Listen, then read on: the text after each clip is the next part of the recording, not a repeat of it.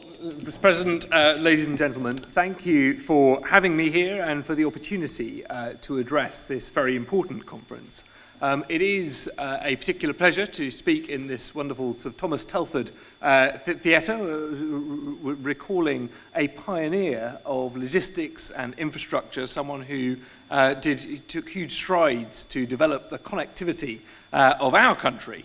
And who became known as the Colossus of Roads. Perhaps that's another alternative title for the Freight Transport Association and your members.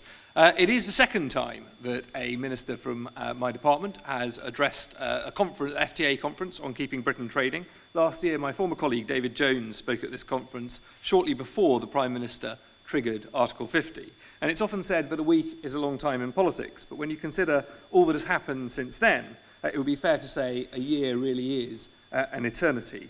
And whilst there is, of course, still more work to be done in our negotiations, we have achieved a great deal since David Jones spoke to you. So today, I'd like to take some time to look back on what we've accomplished so far, to set out our vision for the future, including for the all-important logistics industry. Because the FTA and its members are the backbone of our trading economy. You are people who make the United Kingdom a great trading nation. Our logistics sector is ranked in the top 10 globally. It contributes over £121 billion to the economy, and the annual turnover is over £1 trillion. We in government do recognise this, and I want you to know that your needs are at the forefront of our minds as we approach Brexit. And I've read the FTA's latest reports with great interest, and I do want to address some of the key points in my speech today. In particular, I will discuss the government's aspirations for road haulage, freight and logistics, which I know are of huge importance to many of you here. But first, I do want to look at how far we've come and share some personal reflections on the value of certainty for business.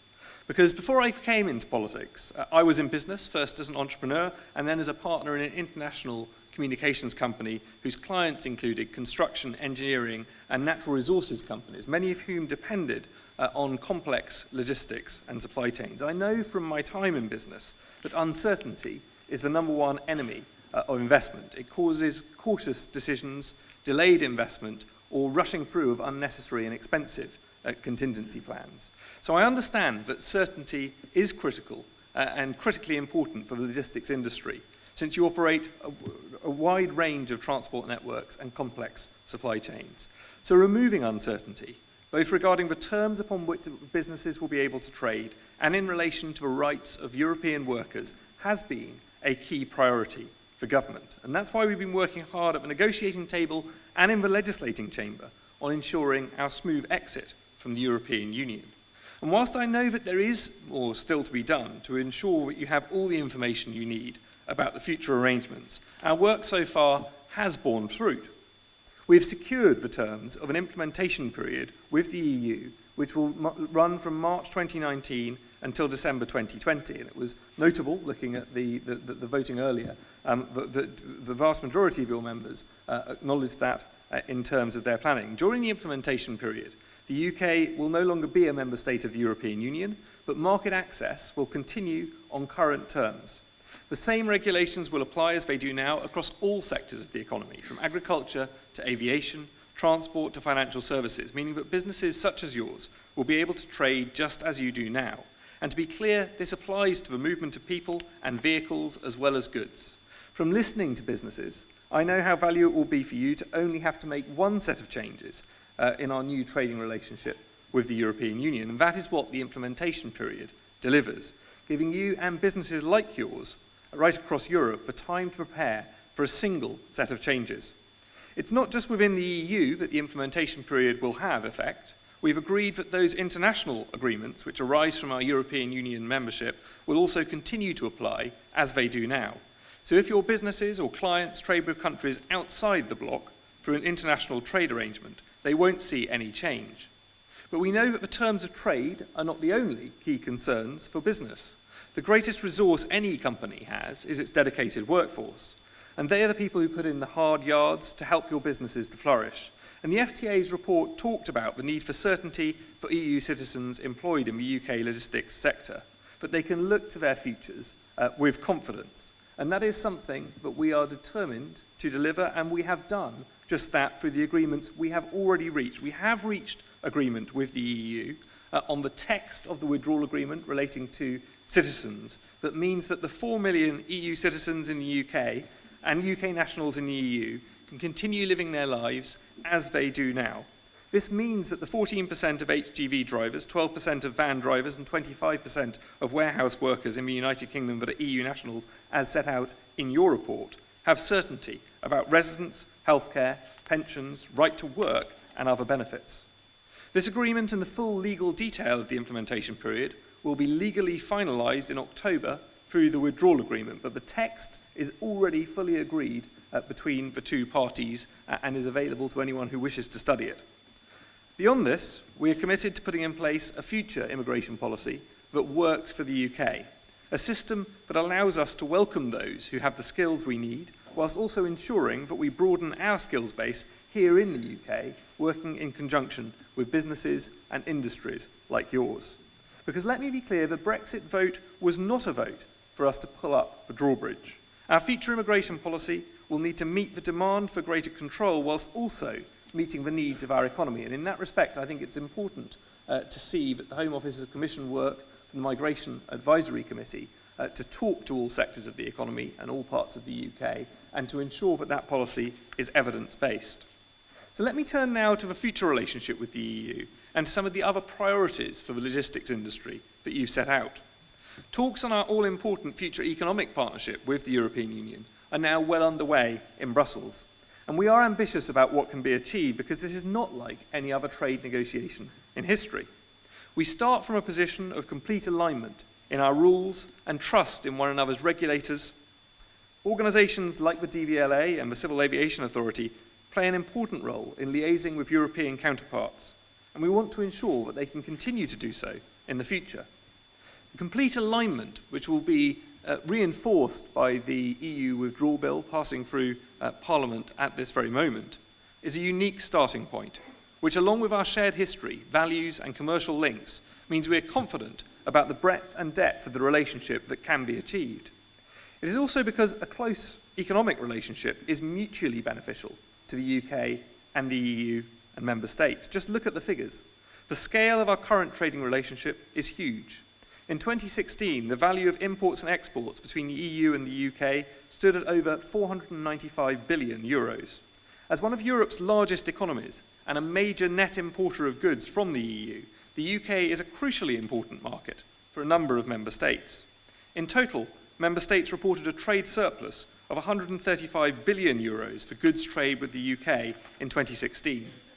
The extent of our deeply integrated trade and supply chains mean that it is in neither side's interest to disrupt those links, and that's why we're confident we can agree a free trade agreement that is of greater scope than any currently in existence between the EU and another country. Of course we recognise that everything cannot be the same after Brexit, and that, as the Prime Minister has set out, the UK and the EU's access to each other's markets will be less in some areas than it is now. But we make no apologies for aiming high.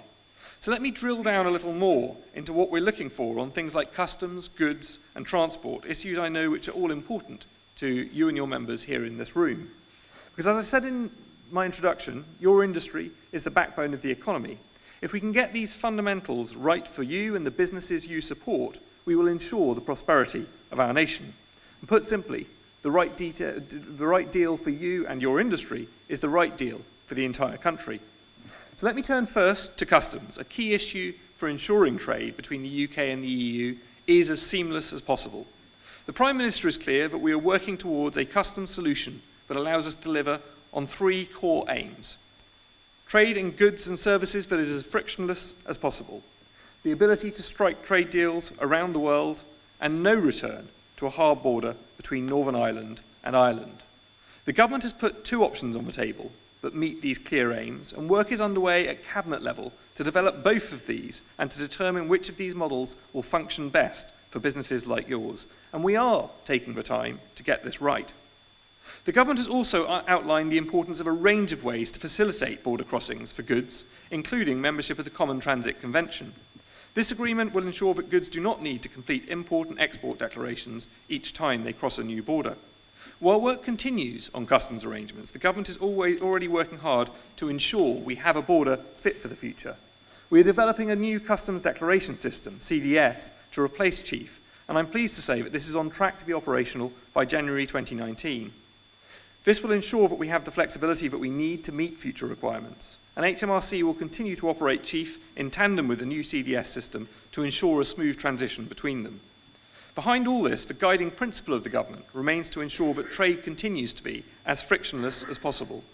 And that is why we're calling for tariff-free and quota-free trade, something echoed in the European Council's own negotiating guidelines, and a comprehensive system of mutual recognition to ensure that, as now, products only need to undergo one series of approvals in one country.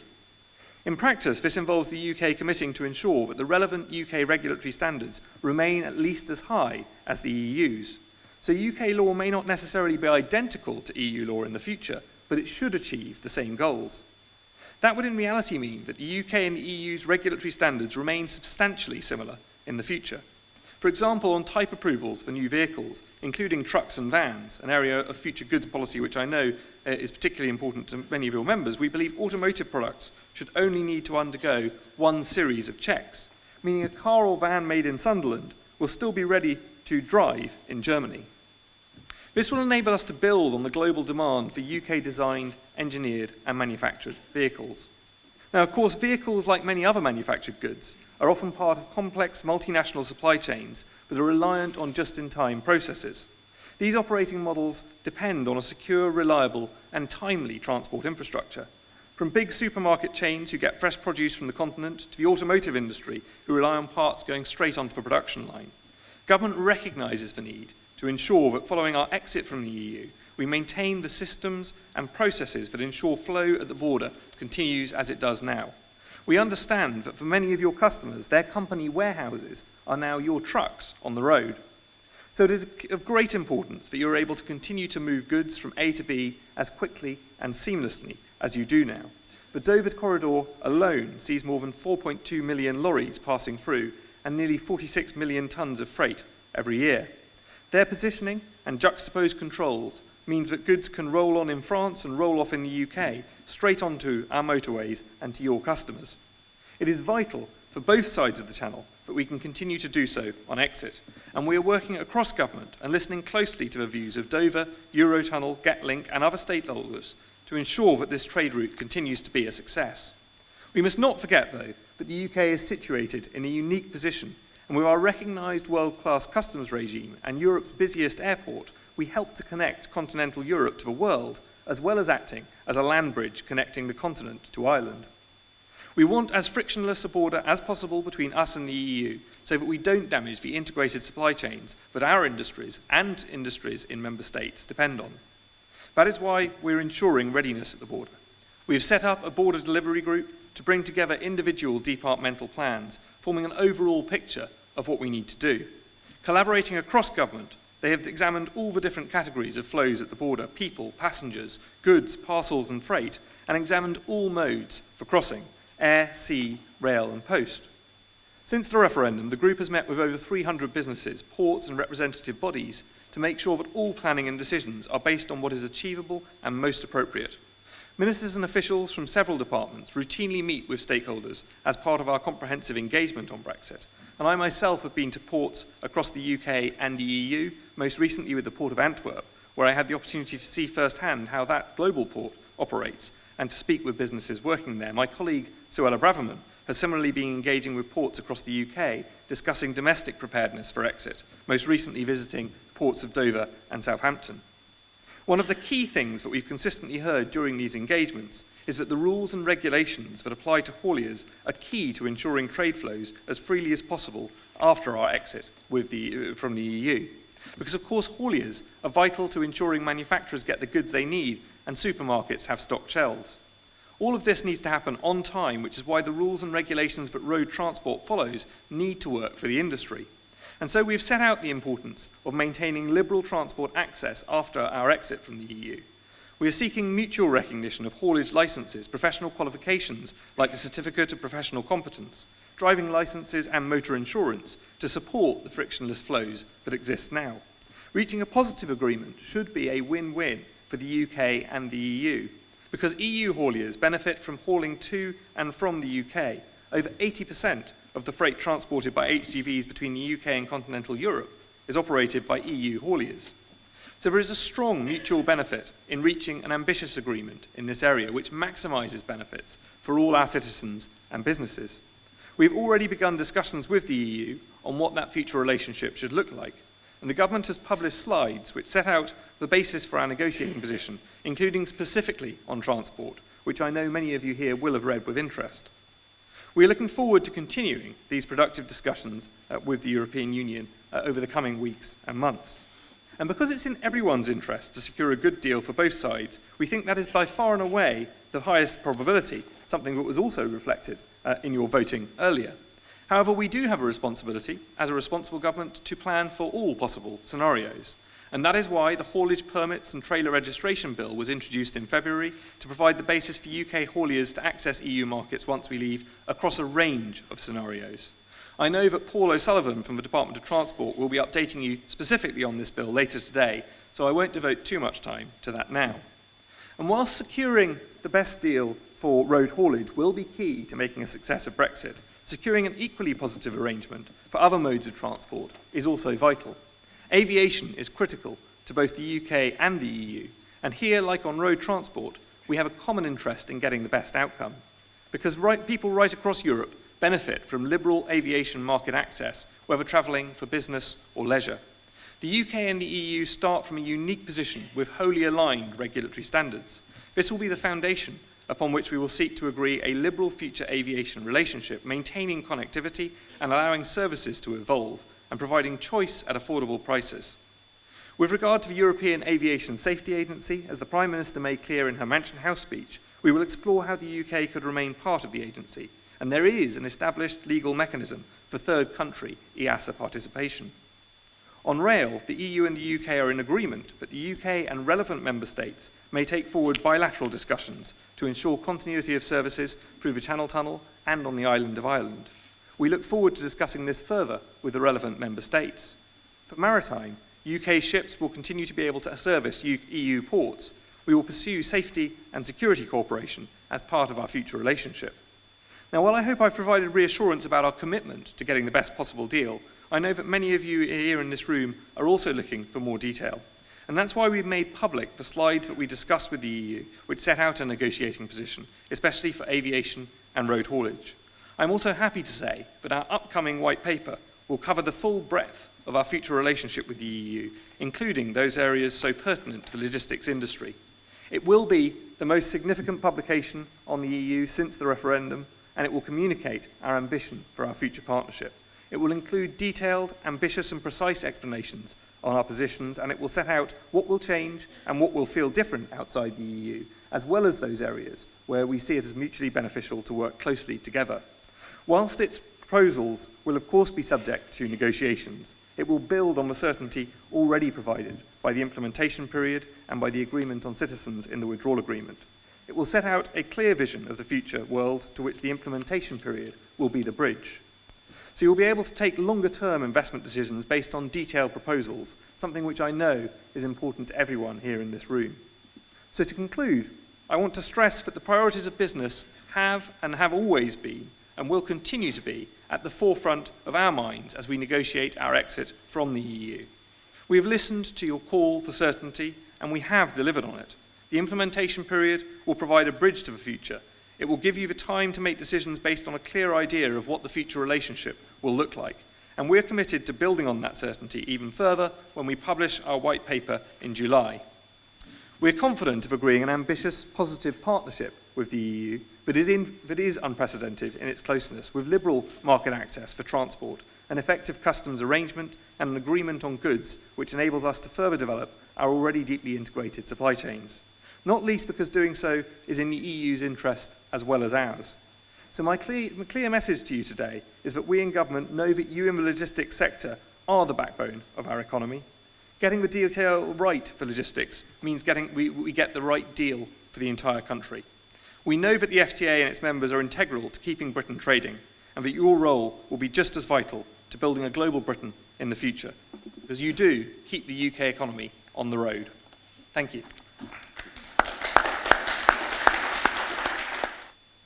We got nearly 15 minutes worth there. That was a very comprehensive statement, one of the most comprehensive statements I've heard, addressing the concerns of supply chain logistics from a minister.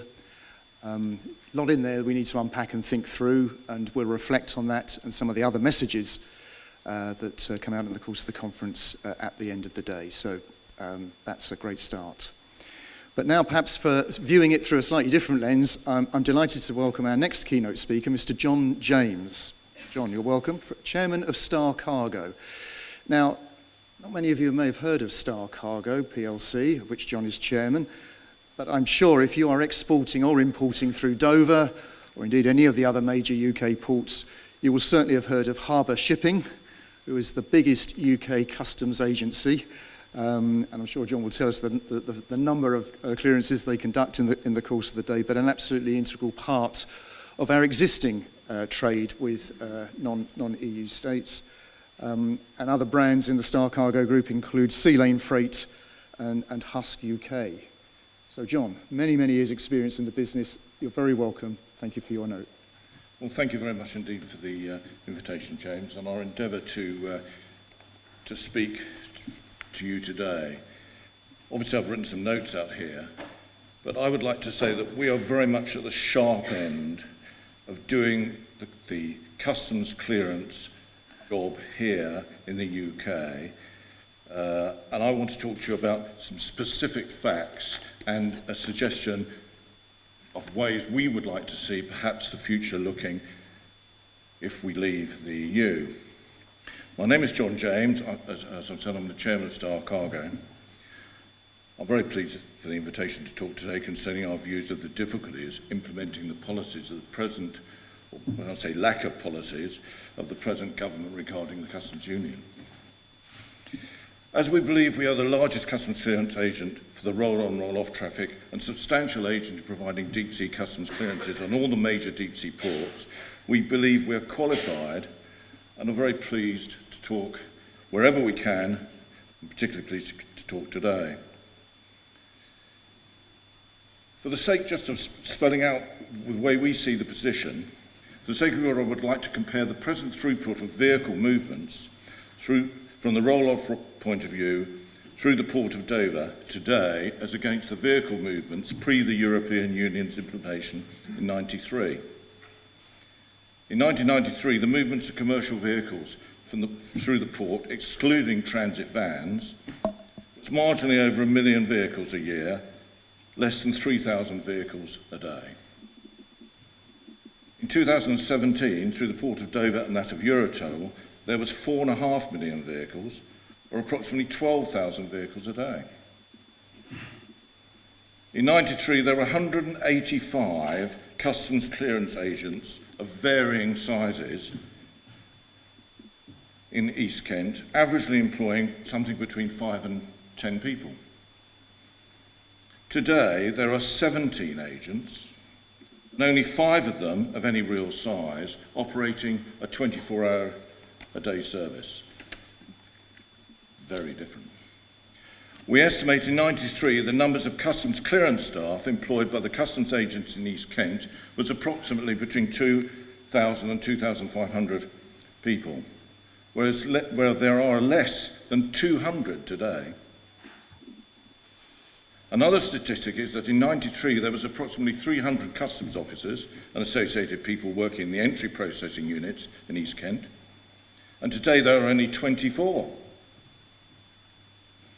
You can see from these numbers there is considerable shortfall of both agents, customs clearance staff to deal with the increased volumes of customs clearance activity, which will be a drop in the ocean in relation to the clearance needed processing when we exit the EU. There have been estimates of the number of customs entries that were processed in 1993, as opposed to what is being processed now. But our estimate is that in 1993, there was between 2 million and 2.5 million entries. And post-Brexit, there will be somewhere in excess of 25 million. This includes the services obviously in Dover and at the Eurotunnel facility. it's obvious to anybody that the customs clearance facilities at this time will be woefully inadequate. We would estimate that if the UK leaves the EU on a no-deal basis, that the congestion at the railway ports, both in Belgium, Holland, and particularly in France, will be so great that little or no movement will take place. The result will literally, in our view, that most products, and more importantly for us all, food will not arrive in the UK, creating massive shortages very quickly. We must say that the exports to continental Europe will be affected in much the same way quickly. Therefore, it is our view, not only will the cargo not move, but the ferry operators and Eurotunnel will be forced to reduce significantly the services that they presently provide. The traffic will not literally reach the ports. There is no facility in Kent, apart from the motorway system, to park these vehicles, which will cause considerable difficulties for the population of Kent to move freely by road. All commercial vehicle operators will either presumably cease trading or operate with prices that will be much greater, and to move a single shipment will rise very, very substantially in terms of the time, the transit time that's achieved today. I will be very pleased, if required, to expand upon the detail of these facts, but we believe that to provide a frictionless border, the government has to understand that customs entries have to be keyed into a computer by an entry clerk. And this, on average, takes 10 to 15 minutes exercise per entry. On the new chief system, there are 84 fields for the entry clerk to populate. This multiplied up with the number of import entries will cause delays by itself. It's worth noting that one entry clerk takes between 18 months and 2 years to train. Export entries equally have to be entered on a transit document which involves human intervention. And again, if that document is both prepared and authorised by Customs in Dover, considerable delays will occur. I would also add that there are no obvious customs clearance agents in Calais, few in other entry ports, in Europe, Zeebrugge, rather more in Antwerp, very few or none in the Hook of Holland. We believe it would be impossible to get our exports cleared on the transit system in Europe due to the lack of agents, but more importantly for us exporting cargo to the European destinations, a transit document with the relevant guarantee will have to be provided. The agent community as a whole will not be able to provide the necessary guarantees under the present system that will be necessary, and therefore the government has to provide an extensive and comprehensive guarantee system for the large number of T forms of an export documentation that will be needed to be raised and processed. It is our opinion that we have something of a free-flowing border. Imports can only be processed on a post-entry system. At the moment, the government doesn't seem to wish to listen to this suggestion.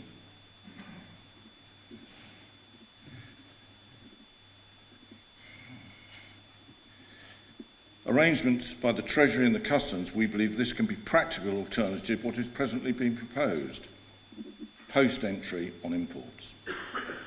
With exports in Europe requiring export T forms with the necessary guarantee, these can only be operated if the necessary customs officers are positioned in strategic points across the country. We believe these could be located in perhaps a dozen sites at motorway service stations, where we believe there is possibly the space available, together with reasonable access for commercial vehicles, where the documentation can be prepared, the transit document completed, and the customs document stamped, thus ensuring that when the vehicles arrive at the ports, the documentation and the authorisation is completed, which hopefully will provide a rather more frictionless export system than at present is being suggested.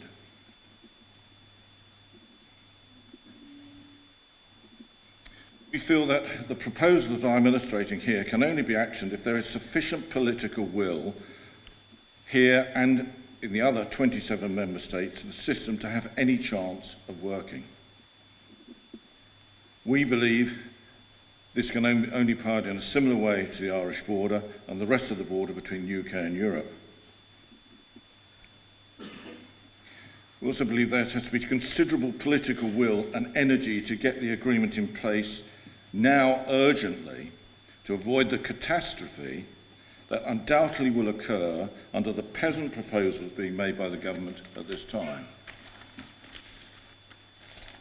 I've probably said enough. Thank you very much indeed. Thank you.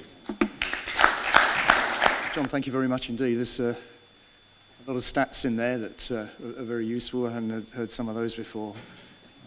That was a very comprehensive picture. Somewhat bleak picture. I think we'll come back to a lot of those points later on in the day. But somebody else that's also on the front line of all of this is the Port of Dover itself. And as a key player in Brexit and also as our lead sponsor for today, I'm pleased to welcome to the stage next Richard Christensen, who is Head of Policy and Communications at the Port of Dover. Richard.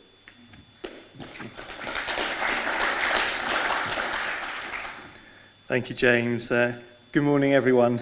On behalf of the Port of Dover, I'm delighted to be sharing a platform once again with our good friends at the FTA at this important Keep Britain Trading conference. As James has alluded, the port has been somewhat in the spotlight since Article 50 was triggered, but dare I say, for good reason.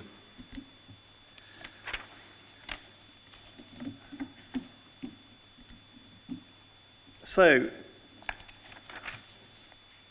in 2016, according to the Office for National Statistics, almost half of the UK's goods exports were to the EU, while goods imports from the EU were worth more than imports from the rest of the world combined. So why is this? Well, again, the ONS states that UK trade relationships are usually stronger with neighbouring countries, noting the importance of distance, for example, with Ireland, where although it has a smaller economy than, say, Italy or Spain, the value of trade with the UK is higher. This, of course, is also important in terms of the UK land bridge, linking Ireland with Europe, with 2/3 of Irish exporters choosing this route as it is the shortest. 10.5 hours compared to, say, 20 hours direct to Cherbourg, or 38 hours direct to Zeebrugge, and therefore it is also the cheapest.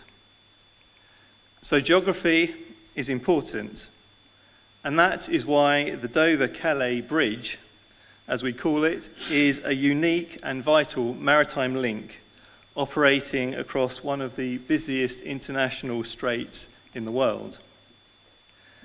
The ports of Dover and Calais operate the busiest roll-on, roll-off, known as RoRo, ferry terminals in Europe, and their success and importance comes partly from their intrinsic geographical position on the shortest crossing points across the Dover Strait, supported by key transport links to London, Dublin, Paris, Brussels, Berlin, and the rest of Europe.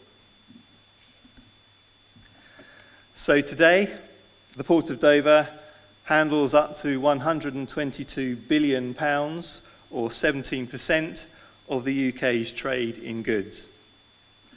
This trade manifests itself in 2.6 million freight vehicles, half of them going beyond London to support economic activity in the Midlands and the north of the UK.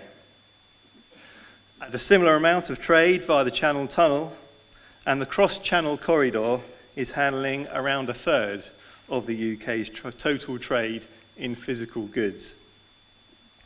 Now, these are predominantly the time-sensitive goods moving in just-in-time supply chains that require the most efficient, cost-effective route to market. These are your food, drinks, pharmaceuticals, vehicle parts, electrical components, and many other goods that the cross-channel ports help to ensure reach the shops and assembly lines at the right time in the right sequence for when consumers or businesses want or need them. But what does this mean in practical day-to-day terms?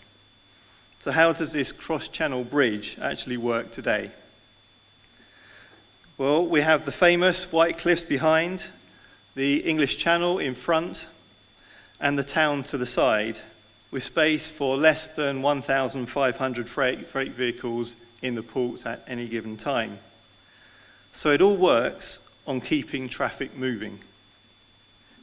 The Port of Dover operates 120 ferry movements each day and will berth, unload around 3 kilometres of traffic, reload around 3 kilometres of traffic, and depart a ferry in around 45 to 50 minutes. We will turn our land space over 5 to 6 times every day, not once every 5 to 6 days like a major container port, in order that we can efficiently handle 180 kilometres of freight vehicles a day.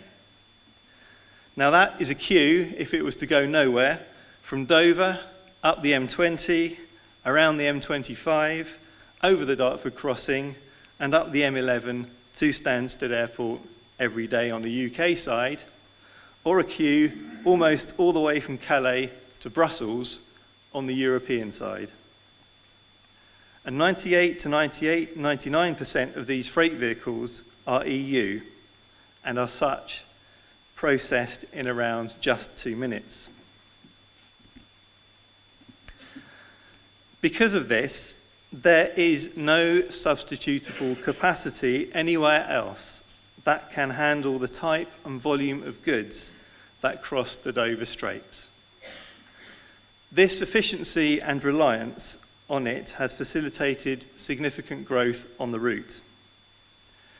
Even after Article 50 was triggered by the UK in 2016, Dover recorded another record year for freight volumes. After the EU agreed to move on to phase 2 of the negotiations at the end of 2017, Dover recorded yet another record year for freight. And in the last 5 years alone, freight traffic through Dover has grown by a third. Internationally renowned independent economic analysts Auxera have estimated the economic value of the connectivity provided by Dover to be worth up to £3.4 billion. And a recent survey conducted by the British Chambers of Commerce found that, in partnership with us, over 2/3 of traders are not likely to move their operations from their existing UK port in the next 3 years. And importantly, 1/3 of the traders surveyed rely on that just-in-time delivery and are very sensitive to delays. So, industry is united. From events we have hosted together with the FTA and partners in Calais, we know that fluidity at the cross-channel border is what is demanded. From Mars to Nestle, Amazon to AstraZeneca, BMW to Rolls-Royce and Honda, this is what will maintain jobs and livelihoods. So any talk of diverting a little bit of this just-in-time traffic to longer routes with perhaps a bit of spare capacity is not solving the problem. If 150 or 160 kilometres of this time-critical traffic is still stuck in a queue waiting to cross the channel. Please solve the Dover Straits routes. That's what Dover, GetLink needs to happen to keep the most efficient and cost-effective routes just that. And you will keep traffic flowing everywhere, which has got to be good for everyone. The UK must remain in the Common Transit Convention. It was good to hear the Minister reference that earlier. But of course, it is by no means just about customs arrangements. Whatever option the UK government goes for, a new customs partnership or maximum facilitation, industry is also calling for the mutual recognition of standards, mutual recognition of animal and plant products, and those of animal or plant origin. And these are also must-haves in order to prevent delays at the border. it was quite interesting earlier to see how small the response was to the sanitary and phytosanitary issue for Dover. That's an absolutely critical issue on the back, as well as customs. But all this can only be achieved by looking at both sides of the channel. We are part of a joint system, and so we need a joint solution. We know from bitter experience what happens when there is major disruption in France. Supermarkets running out of essential goods and produce being rejected because it's gone off. And so the UK catches the cold. The unprecedented summer of 2015 saw a month of disruption in Calais and Coquelles caused by a mix of migrant activity and industrial action. Dover was open for business, but it was the UK that became a giant lorry park. So whatever is agreed in ensuring things slow on this side, we must not forget the French, who become the new EU frontier. What rules and checks will they apply? We need a joined-up system for the Channel so that we can continue to handle our collective trade as quickly as we do now. We already have to operate 36 times more efficiently than a big container port. The port has already invested 85 million in a capital upgrade programme to improve capacity and resilience in its Eastern Docks ferry terminal. Now we're full steam ahead into our biggest ever single investment, the 250 million development of the Western Docks. Alongside its focus on cargo, warehousing and logistics, this will also deliver a dedicated ferry terminal in the Eastern Docks with enhanced capacity and resilience. But supply chains are only as good as their weakest link, and upgrading the access and key transport arteries to the cross-channel ports is also essential, with or without Brexit. With half of Dover's traffic going beyond London to support the Midlands Engine, Northern Powerhouse and beyond, the government's investment in key projects like the Lower Thames Crossing and the associated fully dualled M2A2 to the mouth of the port are also crucial investments. Political debate around Brexit will continue, but the role of these ports will not change. For EU-UK trade is too important now and will continue to be into the future. Europe is the UK's nearest and largest trading partner, and it is not going anywhere. That is why the European Union recognises Dover and Calais as the only core ports on the Trans-European Transport Core Network that, together with the sister port of Dunkirk, connect the Republic of Ireland and the United Kingdom with the rest of mainland Europe. That is why they have benefited from extensive EU funding to support enhanced capacity, resilience, and traffic fluidity. That is why the UK government's customs bill talks so much about fluidity. Dover has been known and is still known as the gateway to England. Nearly 80 years ago, it was Britain's front line, a symbol of freedom and a way of life. Today, it is very much still that. For if Dover and the cross-channel system falls, our collective way of life falls. Ironically, this time it is not about stopping things coming across the channel. If things are stopped, and we are checking goods on the beaches and on the landing grounds, that is when we will have our darkest hour. So, let's keep Britain trading. In the meantime, to summarise what I've just said, here is a short film. Thank you for your attention and enjoy the rest of the conference. Thank you.